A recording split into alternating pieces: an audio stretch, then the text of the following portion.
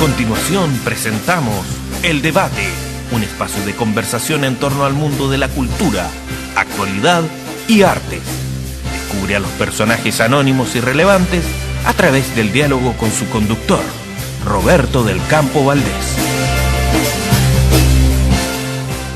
Bienvenidos y gracias por estar junto a nuestra sintonía. Para mí, Roberto del Campo Valdés, siempre un placer estar semana a semana con todos ustedes a través de nuestras diferentes plataformas y por supuesto en la compañía de nuestros interesantes invitados. Hoy tenemos en el programa al señor Rolando Jiménez, presidente de Móvil, Movimiento de Integración y Liberación Homosexual de Chile. Encantado de que esté con nosotros y bienvenido a programa. Muchas gracias a ustedes por la invitación. No, encantado, y te agradecemos mucho que hayas aceptado la invitación al programa, especialmente con tan poco tiempo de anticipación. No hay problema, nosotros tenemos una política que tiene que ver con la ética que sustentamos respecto de que todos los medios de comunicación son valiosos y los medios de comunicación entendemos son un vehículo con el cual hacemos pedagogía para terminar con la discriminación por orientación sexual. Por lo tanto, tenemos un profundo respeto por los medios de comunicación, independientemente del tamaño y el formato de este. No, y déjame decirlo, Rolando, es motivo para agradecértelo, porque sé sobre todo que los días viernes estás tremendamente ocupado, porque no solo atiendes a los medios de comunicación y las diversas actividades que tiene el Móvil, sino que además también te das el tiempo para atender estudiantes. Correcto. Así que sé que tu agenda hoy viernes estaba muy copada, así que te agradezco de verdad tu tiempo. El año recién pasado Móvil cumplió 20 años. Correcto. De existencia. ¿Cómo partieron en esta tremenda cruzada y cuáles fueron las dificultades que tuvieron en sus inicios? Bueno, el Móvil surge en el contexto de una transición a la democracia muy compleja. Hay que recordar que la transición chilena a la democracia se da con el ex dictador en el Congreso como senador vitalicio, se da con una desmovilización social. Cuando nosotros surgimos en 1991, el movimiento social, el movimiento mujer, el movimiento indígena, el movimiento estudiantil, el movimiento obrero iba de retirada, se iba para la casa. Entonces surgimos en un contexto donde no tuvimos aliados con cuales compartir esta pelea, esta lucha que iniciábamos, y por lo tanto fueron años, los primeros 5 o 6 años fueron muy complicados, muy difíciles, porque buscábamos aliados en el movimiento estudiantil estaba desaparecido, lo mismo pasaba con el movimiento mujeres, mucha gente que había estado en el movimiento mujeres, el movimiento estudiantil, el movimiento indígena, se había ido a los partidos políticos estaban en el poder, en los gobiernos de la época, y por lo tanto la soledad que vivimos los primeros 5 o 6 años fue importante y fue duro porque no había la posibilidad de construir alianza, porque en una pelea tan emblemática y tan profunda como la que nos planteamos en 1991, la necesidad de construir alianza era vital. Afortunadamente, en lo personal, yo había jugado un rol en la lucha contra la dictadura. Yo milité en el Mapa Obrero Campesino durante la dictadura y después la Juventud Comunista, y conocí en ese proceso de lucha contra la dictadura a muchos de los parlamentarios, ministros, presidentes que hubieron posteriormente, y eso afortunadamente palió en alguna medida la imposibilidad de construir alianzas con iguales, con la sociedad civil, con otras organizaciones. Entonces, eso permitió abrir puertas, ese vínculo político que yo había generado en lo personal, en mi lucha, en mi aporte en la recuperación a la democracia. Entonces, fue una época compleja, pero yo creo que lo que hicimos fue aplicar la experiencia que había, en lo personal, yo había recogido en el combate contra la dictadura, la apliqué a este tema. Por lo tanto, desarrollamos una política comunicacional, desarrollamos una política de alianza, desarrollamos una capacidad de interlocución con todos los estamentos de la sociedad chilena. Y además entendimos desde el primer día una cosa muy importante, que este movimiento en particular tenía que ser autónomo, independiente de cualquier corriente política o ideológica, de cualquier partido, porque el tema de la discriminación por orientación sexual o identidad de género es un tema transversal. Aquí hay una falacia, hay un mito cuando se dice que desde la izquierda o el progresismo se ha sido más proclive a reconocer nuestros derechos. Eso no es así. Aquí el conservadurismo y la homofobia está instalada en la izquierda, el centro y la derecha.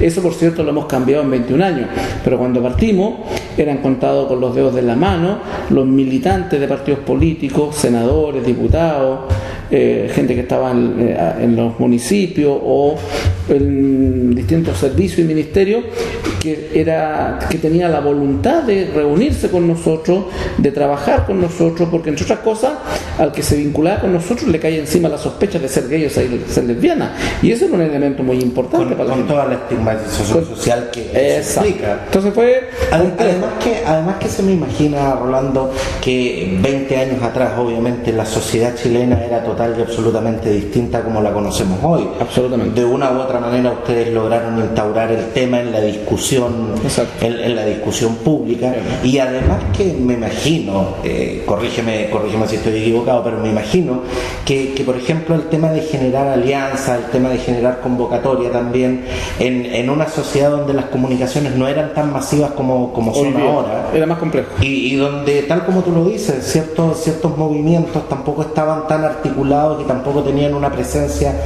tan preponderante como tienen hoy. Claro.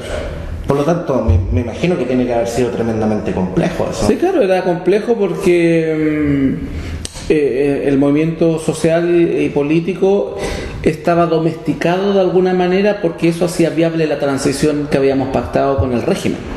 ¿Ya? Entonces los movimientos sociales estaban controladísimos, no por la fuerza, sino que porque en función de la responsabilidad y de garantizar de que no hubiera una involución democrática, los movimientos sociales, muchas de sus demandas muy legítimas, la guardaron en el cajón del escritorio esperando que la transición... Tiempos mejores. Entonces, claro, en ese contexto, plantear una cuestión... que transversalmente provocara rechazo. Mira, solo para contar una experiencia, en 1991 nosotros aplicamos una encuesta como a 100 personas gays, fundamentalmente varones, fueron el 99% eran varones, eran hombres homosexuales en distintos, básicamente en espacios de amigos, en casa, algunos en la Plaza de Armas, que era un lugar donde se reunía alguna población de minorías sexuales, y les planteábamos, entre otras cosas, qué les parecía la idea de una organización que luchara por los derechos de los homosexuales. Y la gran mayoría de esos 100 encuestados, la encuesta está por ahí guardada, señaló que eso era una locura, que en Chile las cosas nunca iban a cambiar, que era una utopía, que estábamos locos. Y eso lo decía nuestra propia gente, los gays de la época.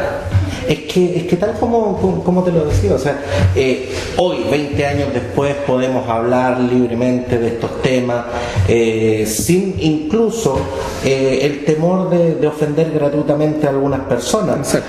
Pero obviamente 20 años atrás el contexto sociopolítico, cultural, era totalmente... De hecho, me acuerdo que a Patricio Aylwin le preguntan en una gira, la primera gira que hizo el presidente recién elegido, como al año que llevaba en el poder, o a los 8 meses, salió fuera del país a una gira por Europa.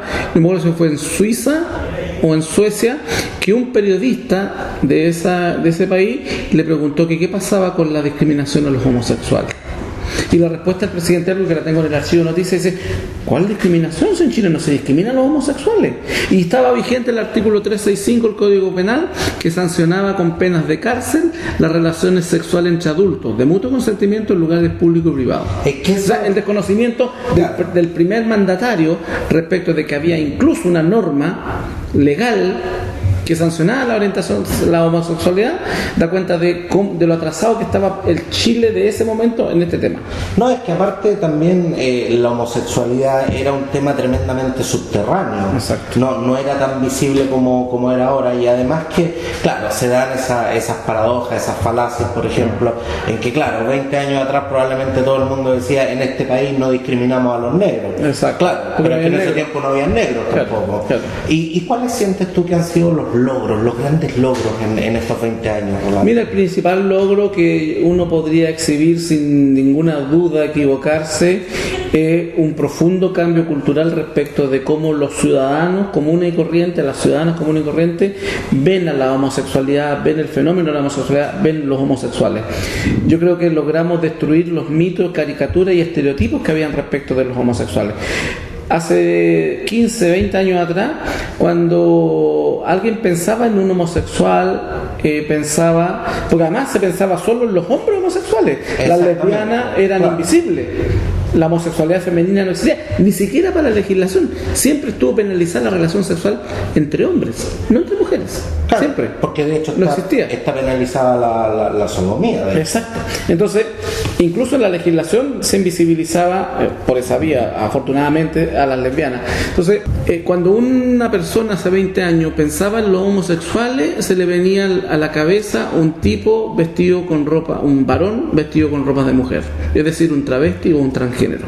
Esa era la única imagen que había respecto a la homosexualidad. No les cabía en la cabeza que su primo, que el vecino del frente, que el ingeniero, que el médico que la atendió, que el obrero de la construcción que estaba haciendo un hoyo podía ser homosexual, porque no correspondía con el estereotipo y la caricatura que había instalada culturalmente respecto de lo que era ser homosexual. Esa típica caricatura de la loca. Exacto, la loca, el travesti, el claro, extranjero, que sigue existiendo y bien. O sea, yo no tengo rollo con que eso, con que esa es una forma de vivir la homosexualidad tan legítima como la otra, como cualquier otra.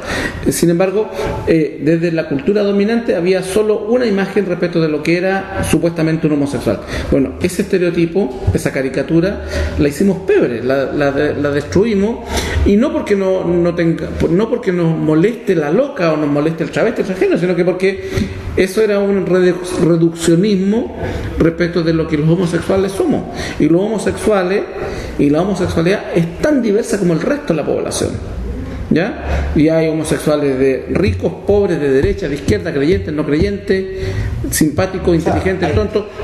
Hay diversidad de homosexuales como diversidad de personas existen en el mundo. Exacto, y por lo tanto, el cambiar esos paradigmas, esas caricaturas, esos estereotipos fue la primera tarea a que nos pusimos en campaña. Lo segundo fue develar cómo la legislación chilena sancionaba un acto de la vida privada, un acto de la intimidad. Porque que estuviera penalizada las relaciones sexuales entre adultos de mutuo consentimiento en lugares públicos o privados era una aberración. El Estado metido en tu cama. Y eso implicaba penas de cárcel. Claro, el 365 no se aplicaba, porque tendríamos que haber puesto un paco en cada casa para ver quién se acostaba con quién. Pero el simple hecho de que existiera. Exacto, era un estigma que había, y por lo tanto, y un estigma que culturalmente todavía está muy instalado. Por ejemplo, en la policía de Carabineros. Carabineros presume, como tiene en su cabeza, sobre todo los policías más viejos, que el 365 nos asimilaba a la delincuencia, porque había penas de cárcel. Entonces la homosexualidad era peligrosa, había que tener cuidado con ella, porque además de esta caricatura existía la caricatura de que potencialmente todos los homosexuales son pedófilos, potencialmente todos los homosexuales son agresores sexuales. Entonces todas esas caricaturas tuvimos que derribarlas, y eso se hizo en 20 años, que en términos históricos es un tiempo cortísimo. Y hace 4 años atrás, una encuesta que se llama Estudio Mundial de Valores, que se hace en todo el mundo, mostró su sorpresa, hace 4 años atrás, porque en Chile se había modificado tan rápido la cultura positivamente, la cultura respecto de lo homosexual y la homosexualidad. Y eso es parte del trabajo que hicimos, porque desde el primer día nosotros atacamos los estereotipos, visibilizamos la forma en que el Estado de Derecho nos segregaba y nos convertía en ciudadanos de segunda categoría, y en tercer lugar, desde el primer día tuvimos la capacidad de generar un diálogo, un debate a través, entre otras cosas, de los medios de comunicación con la sociedad en su conjunto. Nosotros tenemos que valorar profundamente el aporte que en la lucha contra la discriminación han hecho los medios de comunicación, independientemente que el dueño de ese medio de comunicación sea un tipo conservador, homofóbico. Siempre el periodista, el editor de turno logra meter noticias, logra meter otras cosas, y por ejemplo los medios de comunicación han sido un aliado tremendo nuestro para denunciar los casos de discriminación. Si no fuera por esa posibilidad. Es que aparte yo creo que una de las cosas que ha sido tremendamente provechosa en el discurso comunicacional que ustedes tienen es el hecho de que ustedes más que apuntar al tema de la reivindicación de la homosexualidad que culturalmente te puede entrar o no te puede entrar, en definitiva. Eso es un tema que también va por todo un tema de formación valórica y todo. Pero el discurso de Móvil, yo siento que apunta más al tema de la igualdad y la diversidad. Exacto. Y de la diversidad de personas. No solamente segmentaba todo lo que es el tema de la homosexualidad. No, claro, en ese sentido ha sido parte de nuestra ética y de nuestra estrategia. Por lo cual lo ha hecho menos chocante también. Claro, si tú tomas en cuenta que, por ejemplo, nosotros podríamos haber peleado en los últimos 10 años una ley que combatiera la discriminación por orientación sexual, porque es nuestro tema, son nuestros derechos los que están conculcados. Exactamente. Sin embargo, nosotros optamos por hacer una ley y por proponer una ley contra la discriminación que incorpora todas las categorías que hoy día son sospechosas de discriminación: orientación sexual, discapacidad, origen étnico, lugar de residencia. Hay 17 categorías de no discriminación en el proyecto de ley, y eso está en el proyecto original que nosotros elaboramos el 95, el 2005. O sea, nosotros desde la población, desde la organización de las minorías sexuales, le hemos, por decirlo de alguna manera, hemos dotado al país de una legislación contra la discriminación que es amplia, que es pluralista y que protege a todos los grupos que son segregados y que favorece obviamente a la gran mayoría, a todos estos grupos. Exacto. Rolando, quiero llevarte a un tema muy especial. El caso del asesinato de Daniel Zamudio fue sin duda un hecho que nos impactó a todos como sociedad, pero tú estuviste al lado de su familia en los días que antecedieron su muerte. Sí. Como presidente del Móvil tú tenías un rol, pero como persona, ¿cómo viviste esos momentos? Fue duro. Nosotros, sin ninguna duda, el Daniel Zamudio no fue el primer caso de brutalidad y no fue el primer asesinato que nos tocó ver de cerca, no fue la primera familia que nos tocó acompañar. Sin embargo, algunas particularidades de la brutalidad de la agresión a Daniel hicieron la diferencia. Hicieron la diferencia también en la sociedad chilena porque había habido un trabajo previo nuestro de sensibilización, de pedagogía en contra de la discriminación por orientación sexual. En ese momento en que se puso el ataque, la golpiza y después la muerte de Daniel, creo que habíamos logrado sensibilizar una parte importante de la sociedad chilena respecto de que no podíamos seguir llamándonos una sociedad democrática, sana, cuando teníamos niveles de violencia tan brutales en contra de un grupo de personas solo por su orientación sexual distinta. Y el caso de Daniel, para nosotros, en lo personal, para todo el grupo que estuvimos los 24 días que Daniel estuvo agonizando, fue doloroso porque vimos el proceso de deterioro. Imagino todo el dolor de la familia. Vimos y convivimos esos 25 días con la familia, con los papás, los hermanos, la abuela. Vimos en esos 25 días lo mejor y lo peor de los seres humanos. Y es duro decirlo, pero así es. Vimos gestos hermosos que eran muy emocionantes y vimos gestos de pequeñez, de egoísmo también muy desagradables. Para nosotros fue duro, yo creo que, y cada uno ahí tenía un rol. Por ejemplo, Oscar, Jaime y yo estábamos en la primera fila conteniendo el tema de los medios de comunicación. Todo lo que se hizo en ese contexto se hizo por petición exclusiva de la familia. Nosotros no hicimos nada que la familia no nos pidiera hacer. Sobre todo el tema de manejo de prensa, todo el tema de los partes médicos, todo el tema de apoyo que conseguimos con el gobierno, con el Ministerio del Interior, la entrevista con el presidente, la participación de distintas autoridades que apoyaron en ese momento trágico a la familia, fueron todas iniciativas que nosotros se las planteamos en primerísimo lugar a la familia, y si la familia estaba de acuerdo, le echábamos para adelante, porque la familia fue la que se acercó a nosotros a pedirnos apoyo. A Daniel lo atacaron en la madrugada del viernes para el sábado. La familia estaba el día domingo llamándonos por teléfono y nos juntamos con ella el día lunes. Se juntaron los chicos, yo estaba fuera del país, me había ido de vacaciones. Por primera vez en 15 años me había ido de vacaciones y mis vacaciones duraron 2 días. Me vine. Estaba fuera del país. Me vine porque el caso tenía una dimensión que requería que estuviera acá. Entonces fue en base a ese pedido de apoyo, de auxilio de la familia, decirnos no queremos que lo que le pasó a nuestro hijo quede en la impunidad.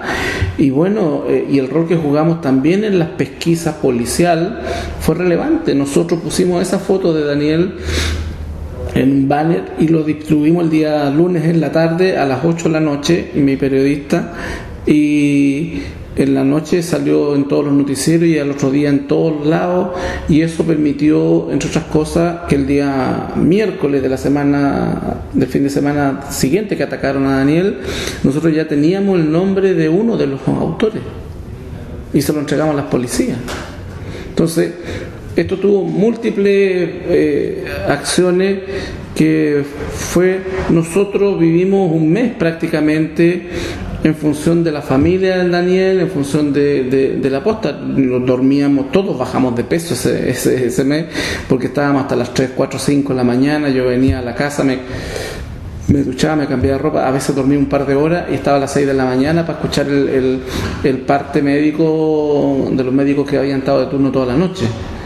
Hubo un momento en que se nos dijo: Daniel se muere en 4 horas. Incluso en un momento se anunció la muerte. Exacto. Cuando aún no se había producido. Exacto. Hubo un momento en que se nos dijo: mira, 4, 8 horas, y Daniel peleaba, seguía peleando, y pasaban 2, 3 días y Daniel estaba dando la pelea. Hubo situaciones incluso muy molestas, muy desagradables, porque nosotros lo que hacíamos, por ejemplo, en el caso de los partes médicos, cuando el director de la posta no daba parte médico, nos pedía a nosotros que diéramos el parte médico, porque los periodistas estuvieron en una vigilia permanente en los 25 días y había que ir informando. Entonces no siempre el director de la posta estaba en disposición, y por encargo de la familia nos pasaban la responsabilidad a nosotros, y nosotros siempre dijimos y repetimos lo que en las reuniones que teníamos todos los días nos decían los médicos. Pero entonces un día el médico dice una cosa, al otro día se contradecía, y aparecíamos nosotros en el medio como contradiciéndonos, pues, y me salió pelea incluso con el director de la posta por esa situación. ¿Y sientes que también hubo aprovechamiento mediático, hubo aprovechamiento político en este caso? No tengo ningún elemento serio, riguroso para decir que los medios de comunicación se aprovecharon del caso. Yo creo que hubo un tratamiento muy delicado del tema, hubo una cobertura sistemática, permanente, cierto, pero yo siempre vi mucho respeto, vi mucha sensibilidad. Yo vi quebrarse a muchos periodistas en estos días, con la mamá, con los papás, en situaciones que se daban ahí en la cotidianeidad. Muchos periodistas se involucraron afectivamente tanto como estábamos nosotros. Entonces sí hubo aprovechamiento, y es lamentable tener que decirlo, hubo aprovechamiento de organizaciones de la diversidad sexual distintas a nosotros. Y es lamentable porque ninguna de esas organizaciones, que algunas tienen tantos años como nosotros, agarraron el teléfono o fueron y dijeron: oye, chiquillos, sabemos que están todos metidos aquí, necesitan ayuda, ¿en qué podemos ayudar? Nunca. Sin embargo, cuando llegaban autoridades, y solo porque eran autoridades que eran del signo ideológico contrario a lo que esta organización sustenta, las agresiones verbales a Pablo Salaquet. Yo tengo todas las diferencias del mundo con Pablo Salaquet. Me he enfrentado con él, me he agarrado muchas veces por las opiniones que él ha dado sobre el tema de la homosexualidad, sobre nuestros derechos, y tengo un mar de diferencias con él. Pero yo no puedo dejar de decir que él se portó impecable con la familia, todo el apoyo posible, Primera vez que en un caso de discriminación tan brutal como el que afectó a Daniel, que terminó costándole la vida, tenemos que se involucra un ministro del Interior. Cuando le pedí, yo estaba en Mendoza, cuando le dije a los chiquillos, pídete una reunión, agenden al tiro una reunión con el ministro del Interior, porque tenemos que poner a las policías, a todo el mundo en función de encontrar a los tipos que hicieron esta salvajada. No, y justamente, de hecho, cuando el ministro se hace presente en la posta, vimos también agresiones al ministro. Exacto, y agresiones inaceptables. Que no venían al caso. Agresiones inaceptables, porque además gente que pertenece a organizaciones de diversidad sexual, igual que nosotros, utiliza el origen étnico del ministro y lo tratan de judío asqueroso, de judío fascista. O sea, y eso, en definitiva, claro, se veía que atacábamos discriminación con más discriminación. Exacto, entonces yo ese día hablé afuera de la posta y los increpé. Y en ese sentido creo que Iván Zamudio también fue súper claro respecto del respeto digo, nunca, y tenemos 7, 8 Danieles a lo largo de estos 21 años, nunca un ministro del Interior, nunca un presidente de la República nos había agarrado el teléfono y nos llamaba para decir, oye, cuenten con nosotros, estamos dispuestos a apoyar, nos parece repudiable. El presidente, yo tengo todas las diferencias, yo soy un hombre que viene de la izquierda. Yo tengo un mar ideológico de diferencia con Piñera. Pero primera vez en 21 años que un primer mandatario, y además sin hacer aspavientos comunicacionales, porque nosotros la reunión que teníamos era el papá, la mamá y nosotros con el ministro del Interior. No era el momento para esas diferencias. El presidente bajó a esa reunión a saludar a los padres. Él podría haberle, como algunos insinuaron, podría haber sacado provecho mediático de esa situación. Él no permitió prensa. Entonces, el aprovechamiento de quién vino, de una parte de nuestra gente, que por razones ideológicas absurdas, porque ellos son de derecha y yo soy de izquierda, los repudio, solo por eso. Entonces no. Pero sin duda que la muerte de Daniel Zamudio le dio suma urgencia al proyecto de ley, de la ley antidiscriminación que se había tramitado durante 7 años. Hay un matiz.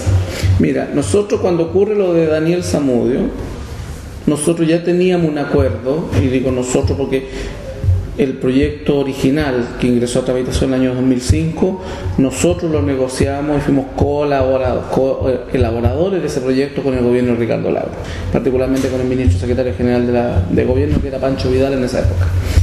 Nosotros, en conjunto con Pancho Vidal, con el ministerio, elaboramos ese proyecto, somos copartícipes de la elaboración de ese proyecto. Antes que pasara lo de Daniel fue en marzo.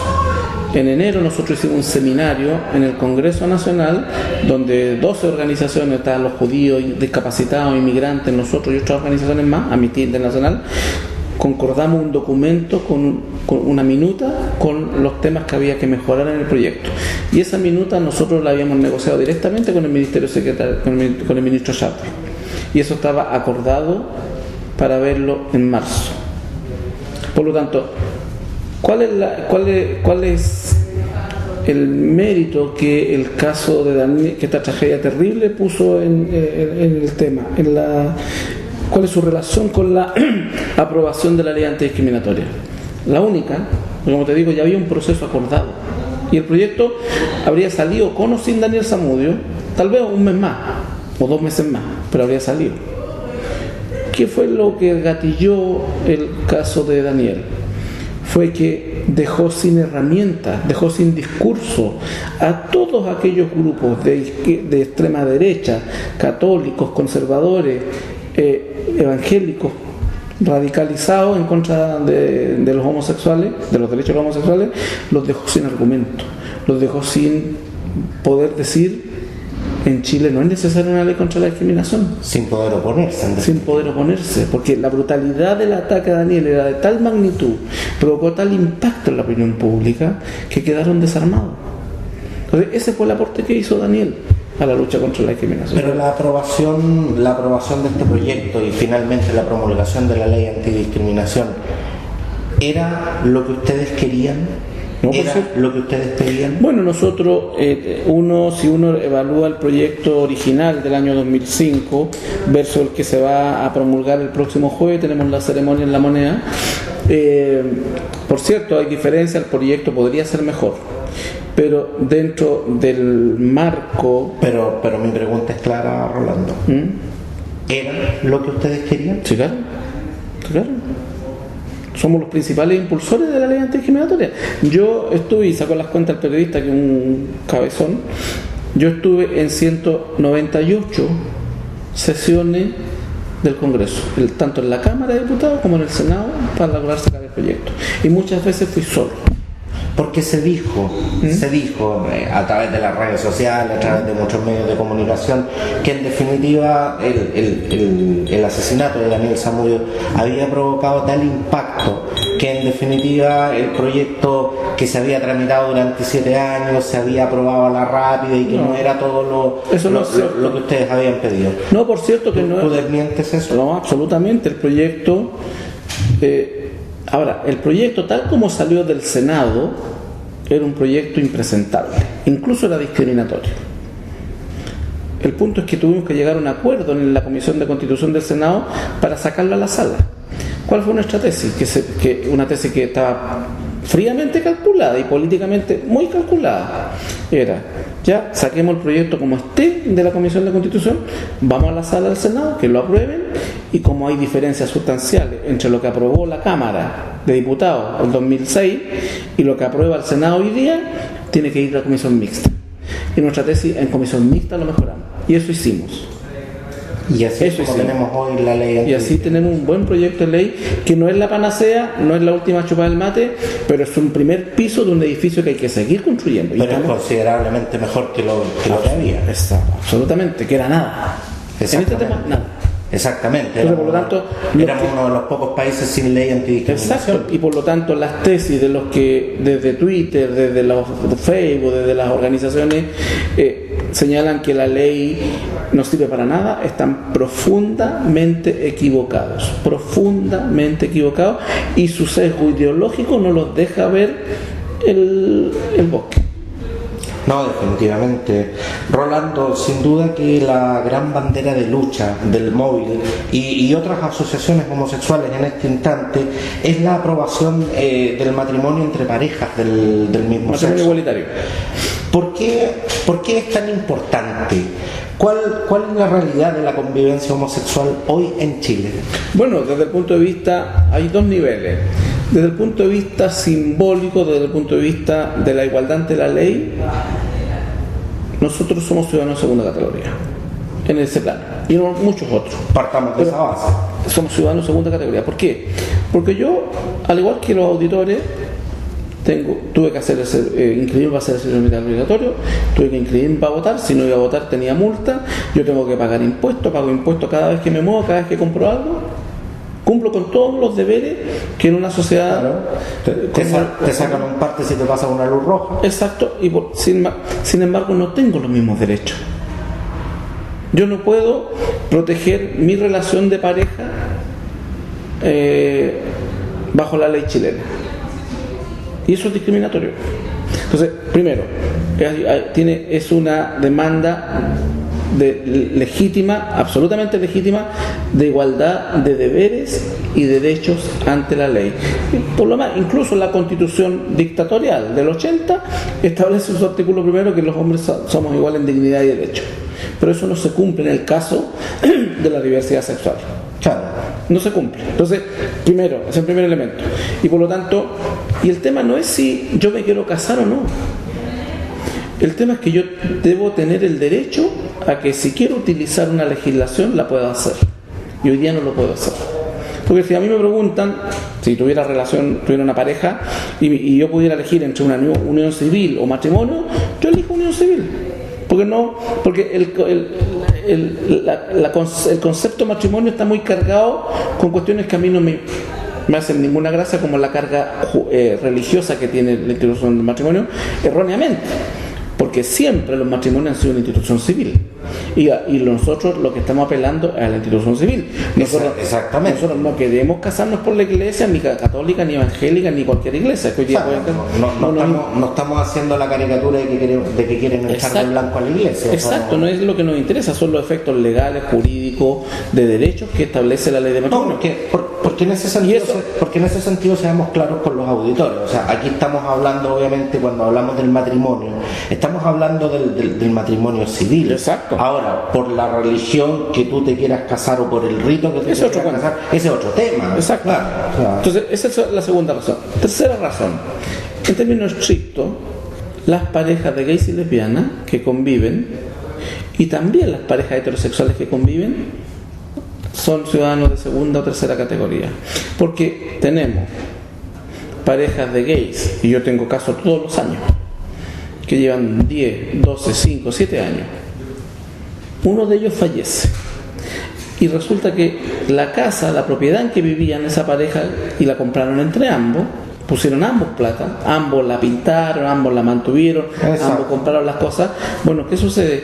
Si se muere uno de los miembros de la pareja y era el que tenía la casa puesta a su nombre, ¿qué pasa con el sobreviviente? Es puesto de patita en la calle en 24 horas por la familia del... Exactamente. Y yo lo veo, no todos los días, pero tengo 4, 5, 10, 15 casos en el año. Y son los que se denuncian. Claro. Ya, porque la mayoría de la gente agarra sus cositas y se manda a cambiar y no dice esta boca es mía. O sea, es un dato.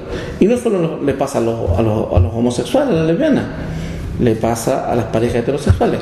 Si hay una pareja heterosexual que convive 10, 15, 20 años, la propiedad está a nombre de él o de ella, el tipo fallece y no tienen hijos, bueno, esa mujer o ese hombre se queda en la calle porque según la ley le corresponde a la familia sanguínea todos los bienes que estaban a nombre de la persona que falleció. Entonces, no tengo derecho, o sea, la cosa es tan dramática que si yo me enfermo gravemente y tienen que operarme en las próximas 3 horas, si no me operan me muero. Bueno, mi pareja tiene que salir a buscar un pariente directo, pues, para que autorice esa operación en la que yo estoy en riesgo. Con todo lo que eso implica. Con todo lo que eso implica. Claro.